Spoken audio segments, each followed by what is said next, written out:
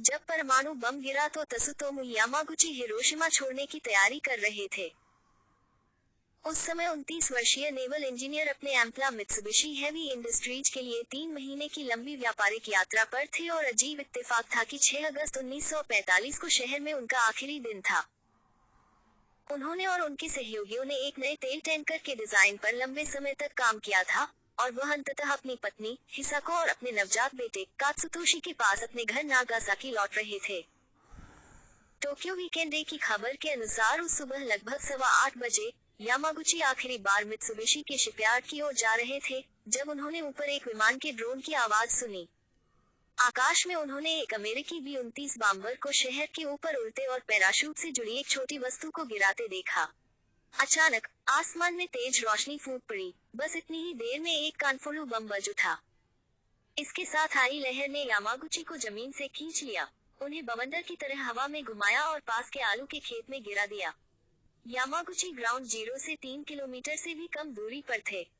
बाद में उन्होंने ब्रिटिश अखबार द टाइम्स को बताया, मुझे नहीं पता कि क्या हुआ था।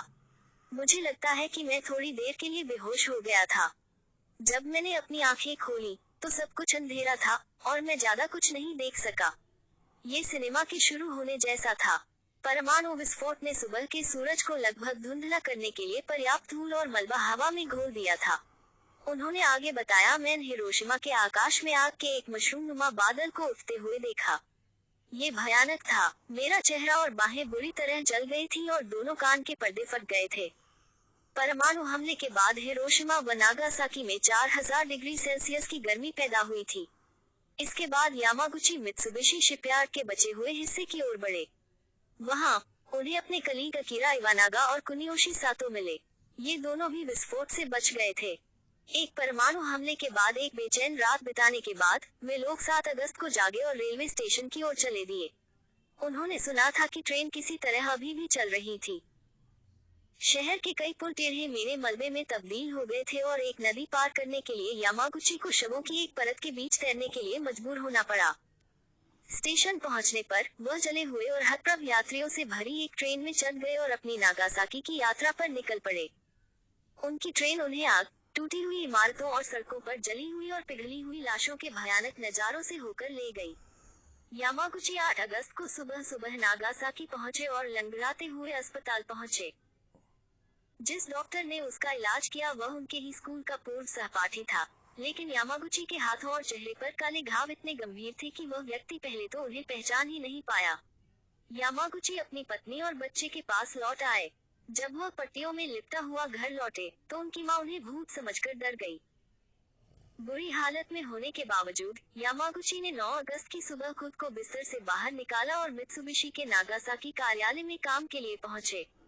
सुबह लगभग 11 बजे उनकी कंपनी के निदेशक के साथ बैठक हुई। उन्होंने हिरोशिमा में काम की पूरी रिपोर्ट की मांग की थी। इंजीनियर ने 6 अगस्त की बिखरी हुई घटनाओं के बारे में बताया कि कैसे आखिरी दिन उन्होंने चकाचौंध कर देने वाली रोशनी देखी और बहरा कर देने वाले धमाके को सुना। लेकिन किसी ने उनका भरोसा नहीं किया कि एक अकेला बम पूरे शहर को कैसे नष्ट कर सकता है। यामागुची उन लोगों को समझाने की कोशिश कर ही रहे थे कि तभी बाहर तेज रोशनी के साथ जोरदार धमाका हुआ। यामागुची जमीन पर गिर पड़े, कमरे के शीशे टूट गए और सारा मलबा अंदर आ गया। बाद में उन्होंने अखबार द इंडिपेंडेंट को बताया, मुझे लगा कि मशरूम का बादल हिरोशिमा से ही मेरा पीछा कर रहा है। दरअसल इस बार परमाणु हमला नागासाकी पर हुआ था। नागासाकी पर गिरा परमाणु बम हिरोशिमा पर गिराए गए परमाणु बम से भी अधिक शक्तिशाली था। यामागुची की पट्टियां फट गई थीं और वह कैंसर पैदा करने वाले रेडिएशन की चपेट में आ गया, लेकिन कमाल है कि उन्हें कुछ नहीं हुआ। उन्होंने 3 दिनों में दूसरी बार परमाणु विस्फोट का सामना किया था। वे भागकर अपनी पत्नी और बेटे के पास पहुंचे। ये